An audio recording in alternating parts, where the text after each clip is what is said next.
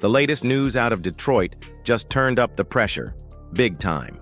First, a joint practice turned into a full-blown nightmare for the Miami Dolphins, with the Lions' defense completely shutting them down and exposing some serious red zone issues. But what came next was even more shocking.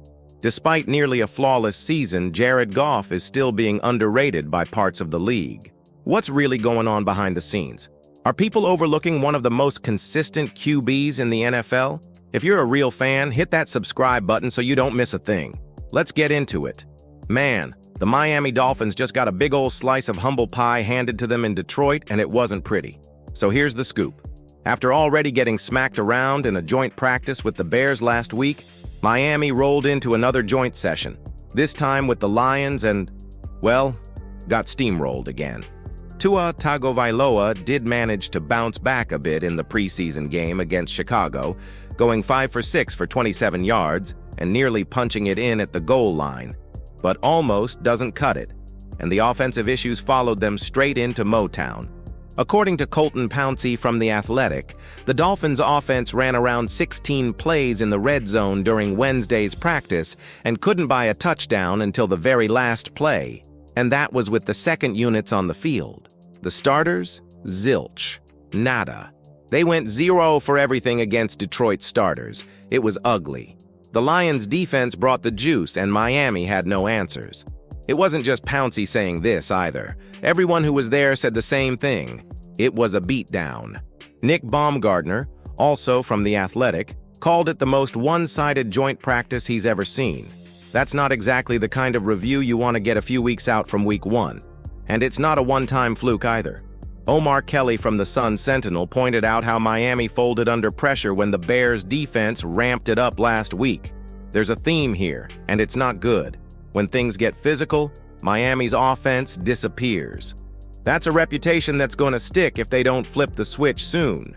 Look, no one's shocked that Detroit's defense showed up. When they're healthy, that squad is nasty. But for an offense that's supposed to have firepower, going scoreless on 16 red zone reps, that's a blinking neon red flag. And if that brutal practice wasn't enough, what just came out about Goff only adds fuel to the fire in Detroit. Man, the Jared Goff disrespect just won't die, no matter how many times the dude delivers for Detroit.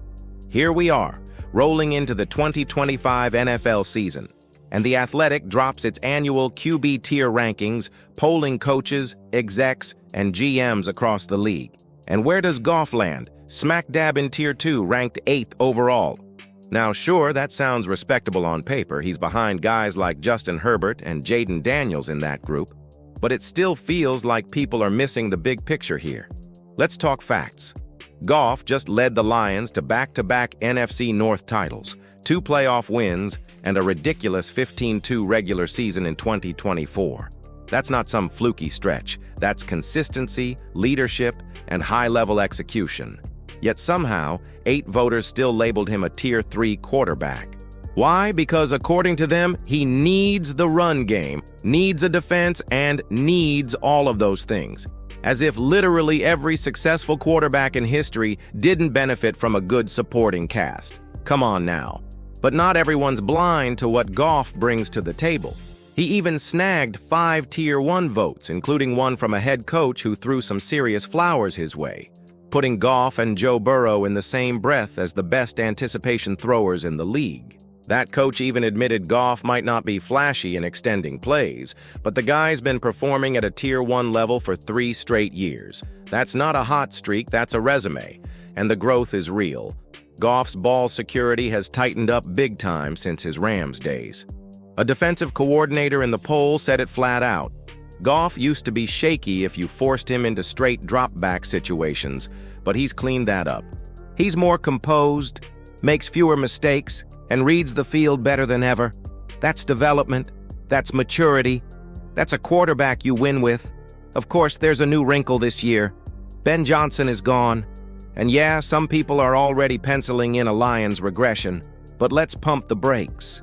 Goff's proven he can operate at a high level, and this roster's still stacked. One thing's clear, the Lions are ready, even if some still refuse to see it.